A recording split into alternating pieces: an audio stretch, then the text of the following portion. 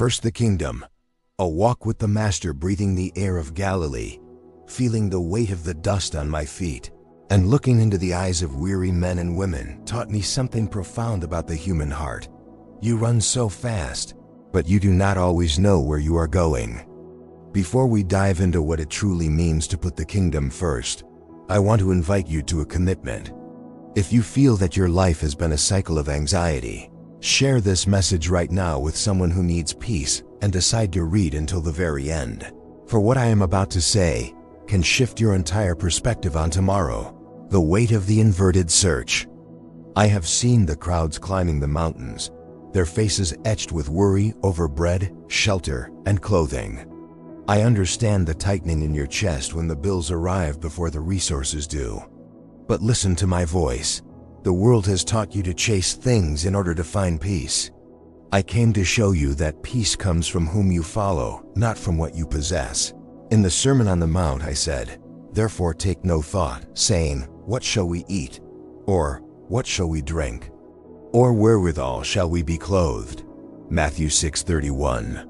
I was not minimizing your hunger. I was maximizing your faith. When you focus solely on the supply, you become like an orphan trying to sustain yourself alone. When you focus on the kingdom, you become a child who trusts in the Father's storehouse. What is seeking the kingdom? Seeking the kingdom is not a religious activity reserved for Sundays. It is the compass of every second. It is asking, what would love do here? How does my Father's justice manifest in this business deal, in this conversation, in this thought? Many of you are exhausted because you are trying to build your own kingdoms, and human kingdoms are fragile. They depend on the economy, on health, and on the whims of others. My kingdom is unshakable. When you seek my righteousness, you stop trying to earn a living and begin to receive it as a gift. Pause now and pray with me. Father, I confess that I have been walking in anxiety.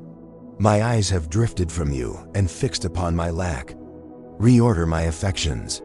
May you be the center and not my problems. Amen. Anxiety is the signal that you have assumed a responsibility that is mine, the role of provider. If this understanding is touching your heart, comment below "the kingdom first" and seal this covenant with me right now. The promise of the added. The second part of what I told you is the secret to a light life. And all these things shall be added unto you. Matthew 6:33. Observe the word, added. They are not the main prize.